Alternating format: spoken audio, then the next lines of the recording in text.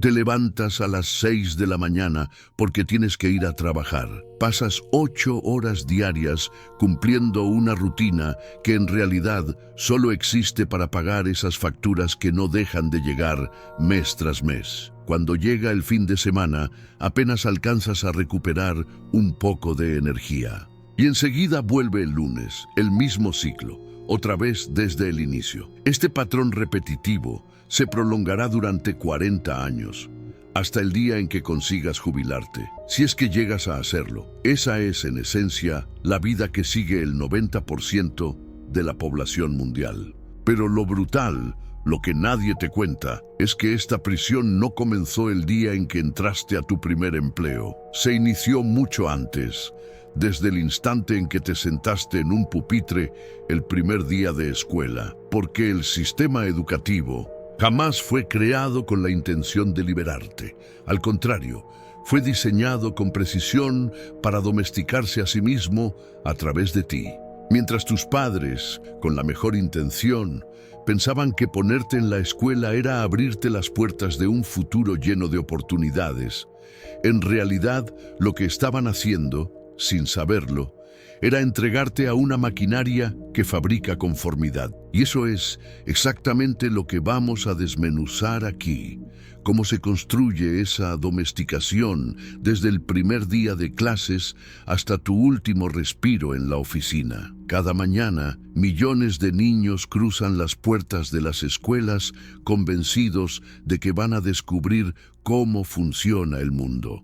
Pero lo que realmente ocurre es que son moldeados en una cadena de producción que los convierte en piezas obedientes de un engranaje mucho mayor. Lo que llamamos educación no es más que un mecanismo de condicionamiento conductual tan eficiente que la mayoría ni siquiera se da cuenta de que está siendo moldeada.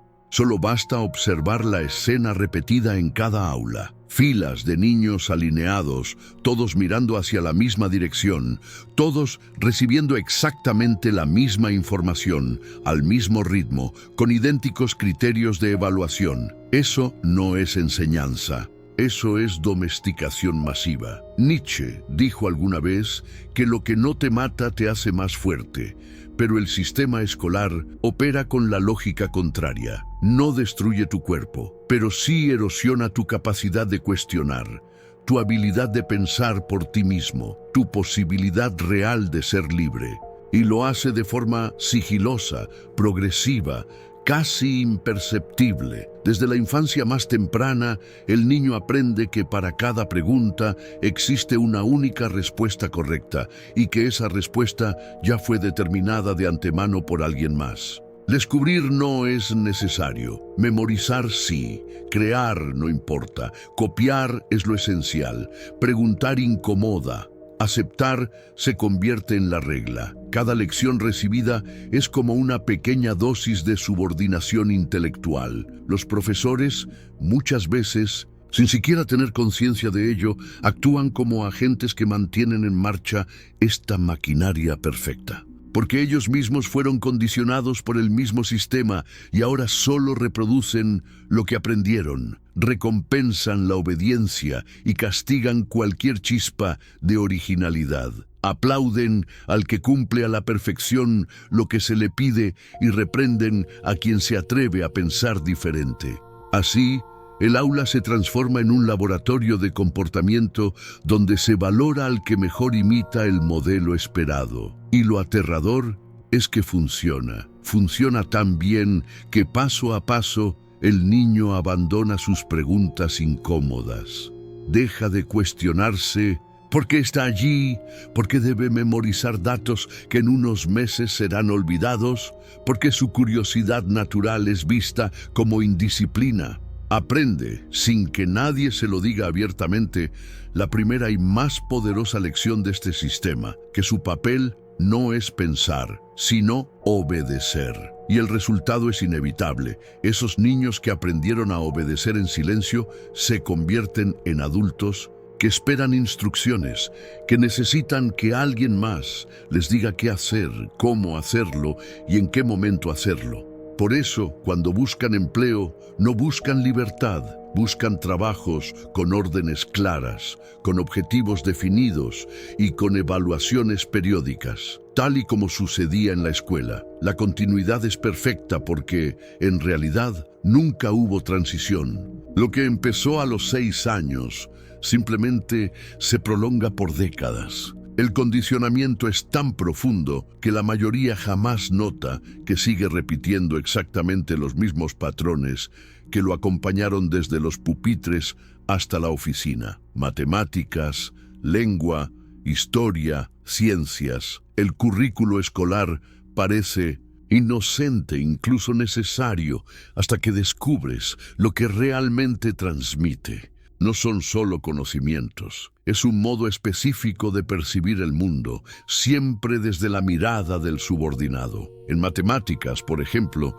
te enseñan que cada problema tiene una sola respuesta posible, y esa respuesta ya fue definida por una autoridad superior. 2 más 2 es igual a 4, y no existe espacio alguno para la interpretación, para la creatividad o para el cuestionamiento. Este esquema entrena tu mente para aceptar la idea de que en la vida solo existe una manera correcta de hacer las cosas, la que el sistema ya aprobó. No aprendes a pensar matemáticamente, aprendes a repetir operaciones. En lengua sucede lo mismo. No se trata de expresarte con autenticidad, sino de obedecer reglas rígidas de gramática, de escribir ensayos siguiendo una estructura que alguien más decidió, de interpretar los textos tal como espera el profesor.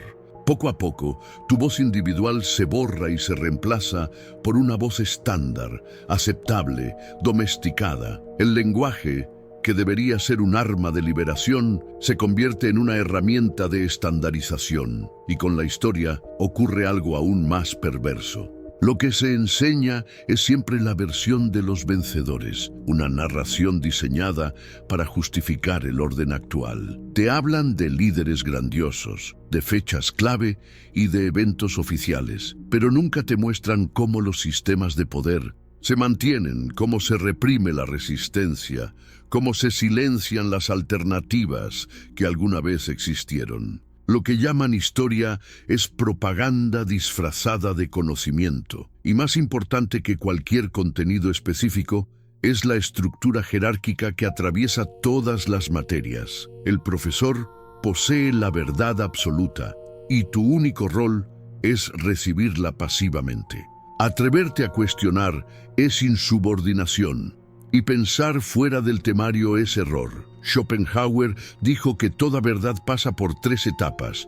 Primero es ridiculizada, después combatida y finalmente aceptada como obvia. Pero el sistema escolar no te permite ni siquiera alcanzar la primera etapa, porque más poderoso que el currículo oficial es el currículo oculto. En él aprendes que tu valor depende de competir con tus compañeros por recursos limitados, calificaciones, aprobaciones, reconocimientos. Aprendes que tu valía será definida por criterios externos, no por lo que realmente eres. Aprendes también que hay personas que ocupan un nivel superior por naturaleza, profesores, directores, autoridades, y que tu papel es servirles. Estas lecciones jamás aparecen en un libro, pero son las que más se incrustan en tu mente. Y mientras tanto, disciplinas como filosofía, arte o pensamiento crítico, cuando aparecen, son relegadas a un segundo plano, consideradas innecesarias frente a matemáticas o lengua. El mensaje es directo: reflexionar sobre la vida, cuestionar sus fundamentos o expresarse creativamente carece de valor en el mundo real. Y así, el sistema ya te prepara para asumir trabajos donde esas habilidades no solo serán inútiles, también serán indeseables. La primera vez que un niño recibe una calificación, algo profundo cambia para siempre en su relación con el aprendizaje y consigo mismo. Hasta ese momento, aprendía por pura curiosidad, por placer, por la alegría de descubrir. Pero con la llegada de la nota, entiende que el conocimiento ya no tiene valor en sí mismo. Ahora solo vale como moneda de cambio. Las calificaciones se convierten en el centro de todo. Una buena nota significa aprobación, amor de los padres, reconocimiento social. Una mala nota significa castigo, decepción, vergüenza. Y el niño comprende rápido que su valor como persona está atado a esos números fríos en un papel. Su autoestima empieza a depender de la validación externa y ese patrón lo arrastrará hasta la adultez. Esa es la primera lección de la carrera de ratas. Vales lo que produces, según parámetros que alguien más estableció. No importa si entendiste de verdad, si desarrollaste pensamiento crítico o si creciste como ser humano. Lo único que importa es la métrica oficial. El aprendizaje deja de ser un viaje y se convierte en un producto. Los premios y las medallas refuerzan aún más la dinámica. Estudiante del mes, cuadro de honor, competencias de clase. Todo nos enseña que la vida es una competencia interminable donde pocos ganan y la mayoría pierde. Y que ganar no significa aprender, sino complacer a quienes tienen el poder, seguir las reglas al pie de la letra y superar a tus compañeros en estándares que tú jamás elegiste. La colaboración se convierte en amenaza, el otro en competidor. Basta con observar el lenguaje, rendimiento, clasificación, objetivo, productividad. Son exactamente los mismos términos que luego encontrarás en la empresa. La escuela está entrenando tu mente para pensar siempre en términos de competencia, productividad y evaluación externa. Compites incluso antes de saber que estás compitiendo. Y esa presión permanente por rendir genera algo que marcará toda tu vida: ansiedad crónica. Desde pequeños, los niños desarrollan miedo a equivocarse, miedo a decepcionar, miedo a no ser suficientes. Ese miedo será el combustible que impulsará su vida adulta. Miedo a perder el empleo, miedo a no poder pagar las cuentas, miedo a fallar en cumplir las expectativas. El sistema sembró esa ansiedad en ti desde los 8 años y la llevarás hasta la tumba. Lo más perverso es que todo esto se disfraza de meritocracia. Te dicen que los mejores resultados son para quienes más se esfuerzan. Pero lo que en realidad se mide no es la inteligencia ni la creatividad, ni el potencial. Lo que se mide es la capacidad de obedecer y adaptarse a las normas. El mejor estudiante rara vez es el más brillante, casi siempre es el más obediente. Y la tragedia es que no todos los niños nacen para ser obedientes. Muchos son artistas, filósofos, científicos en potencia, espíritus libres que lo cuestionan todo, que experimentan sin cesar, que inventan soluciones extrañas para problemas simples. Pero tras unos pocos años de escuela, esa chispa natural se apaga de forma sistemática. La curiosidad se reemplaza por la conformidad. Y lo peor es que los propios padres aplauden cuando el niño finalmente se porta bien. Sin darse cuenta, celebran la muerte de su imaginación. El proceso empieza con gestos diminutos, aparentemente inofensivos. La maestra pide un dibujo de la familia y el niño pinta a su padre de azul. Enseguida recibe la corrección: las personas no son azules, cariño. La niña que inventa un cuento con animales parlantes es animada a ser más realista. El niño que se pregunta por qué debe memorizar las tablas de multiplicar en lugar de comprender los patrones matemáticos es reprendido por interrumpir. Cada intervención parece pequeña, pero el efecto acumulado es devastador. Cada corrección, cada reprimenda, cada dato impuesto es como una pequeña muerte de la originalidad. Así, los niños aprenden rápido que pensar diferente es un problema, que ser creativo es motivo de vergüenza, que cuestionar equivale a faltar el respeto. Su imaginación, que debería ser cultivada como el tesoro más valioso de la humanidad, se trata como un defecto que hay que corregir. El sistema tiene herramientas muy efectivas para lograrlo, actividades estandarizadas que garantizan que todos lleguen al mismo resultado por el mismo camino, plantillas que eliminan cualquier posibilidad de expresión personal, exámenes de opción múltiple que reducen el pensamiento complejo a la elección entre respuestas ya predefinidas. La creatividad es expulsada del niño de manera literal. Bonhoeffer lo advirtió: la estupidez es un enemigo más peligroso que la maldad. Contra la maldad se puede protestar, pero ante la estupidez quedamos indefensos. Y eso es exactamente lo que produce el sistema escolar. No personas malvadas, sino individuos incapaces de pensar críticamente, incapaces de cuestionar, incapaces de imaginar alternativas. Estupidez sistemática disfrazada de educación. La creatividad, confinada únicamente a las clases de arte, como si fuera un pasatiempo menor, queda relegada a un rincón separado de la vida seria, como si la capacidad de crear, de innovar y de ver más allá de lo obvio no fuera esencial en todos los aspectos de la existencia humana. Todo esto prepara a los niños para aceptar sin resistencia trabajos donde su función será repetir tareas rutinarias, sin cuestionar el propósito ni buscar mejores formas de realizarlas. Y mientras tanto, los docentes más creativos terminan siendo los más frustrados. Ellos perciben el potencial desaprovechado, pero también sienten el peso de un currículo rígido, de objetivos de logro absurdamente estandarizados, de una burocracia que castiga cualquier intento de romper con el molde. Muchos terminan convertidos en cómplices involuntarios de un sistema que contradice sus propios instintos pedagógicos. Así, el sistema destruye tanto a los estudiantes como a los educadores. Y el resultado final son adultos incapaces de imaginar alternativas, que aceptan empleos que no les satisfacen porque creen que así son las cosas,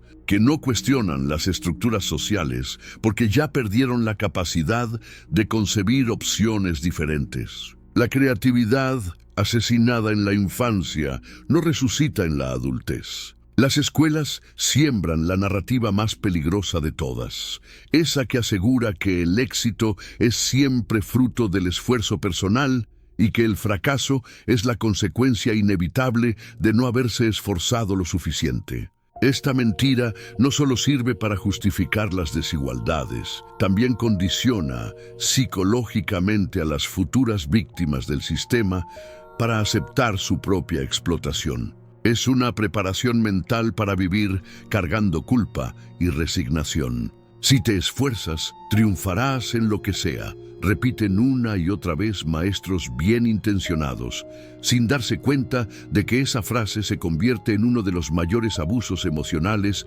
contra un niño.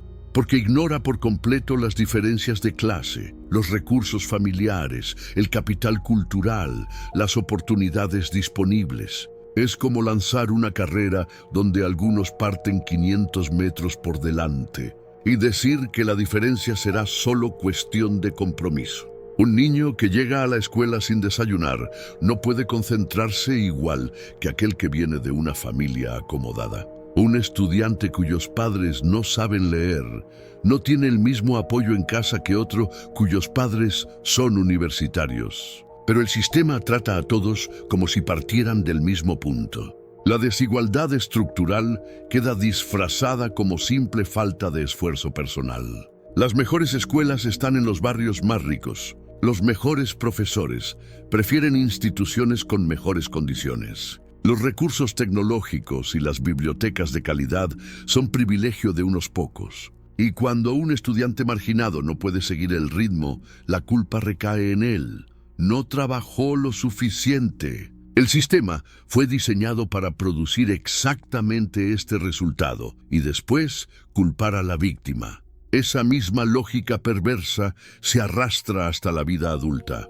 Cuando alguien no consigue un buen trabajo, se dice que fue porque no se preparó lo suficiente. Si no logra pagar las cuentas, es porque no obtuvo las cualificaciones necesarias. Si vive bajo estrés o en desesperación constante, es porque tomó malas decisiones. El sistema crea los problemas y luego vende la solución. Más títulos, más capacitación, más esfuerzo individual. Construye una jerarquía basada en el mérito aparente, pero sostenida por privilegios reales. Porque los mejores estudiantes suelen ser quienes ya contaban con las mejores condiciones, no necesariamente los más inteligentes ni los más dedicados. Y esa jerarquía escolar se convierte en la base de la futura organización social.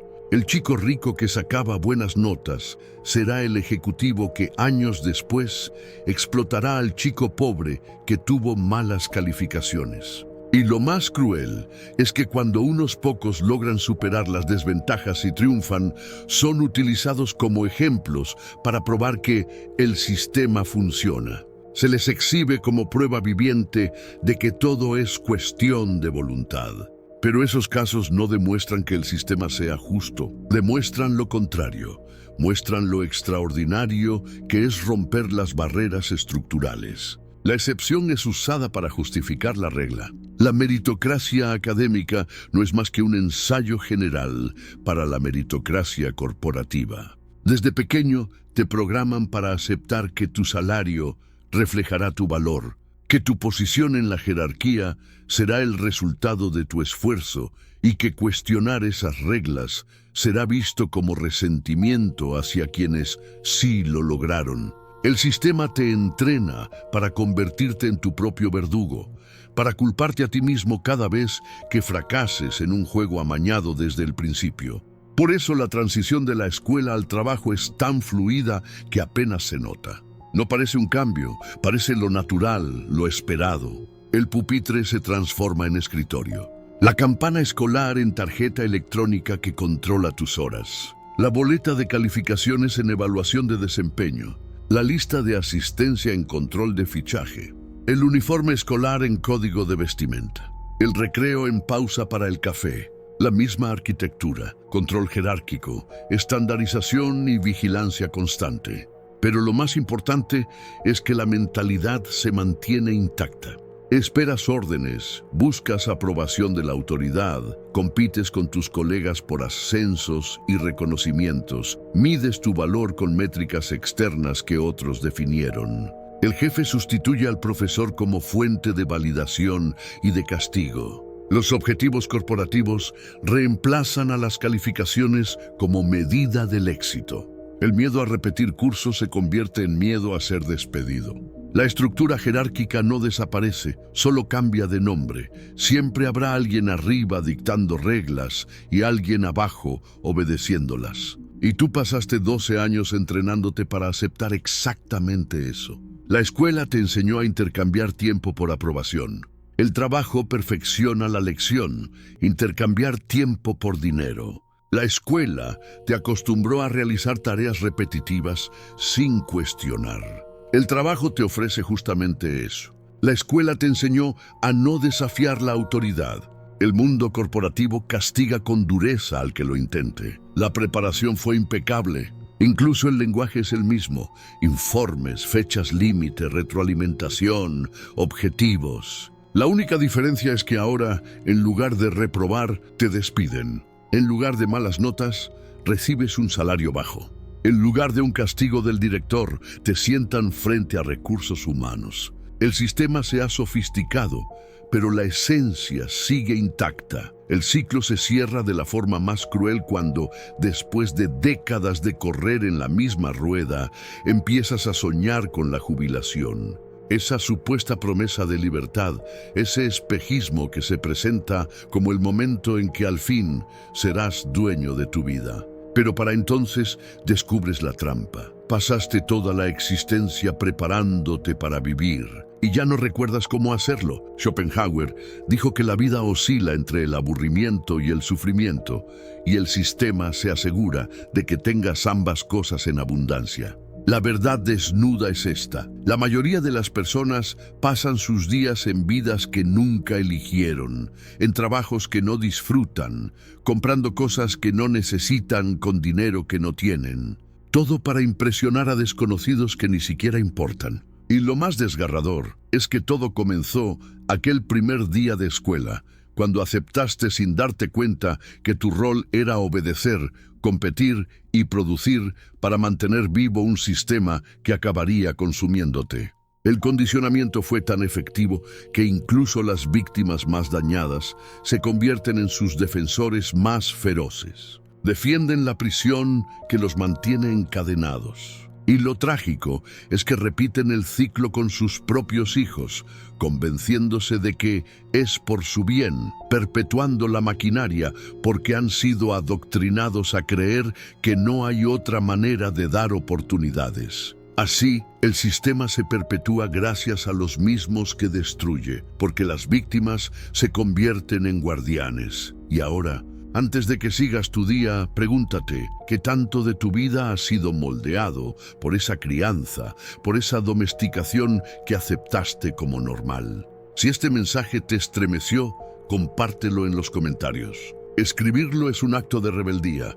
Desperté en Matrix. Y no olvides compartirlo con aquellos que necesitan romper los patrones que los encadenan. Suscríbete, activa la campanita y prepárate para más reflexiones filosóficas, brutales, diseñadas para arrancar de raíz las ilusiones que sostienen al sistema.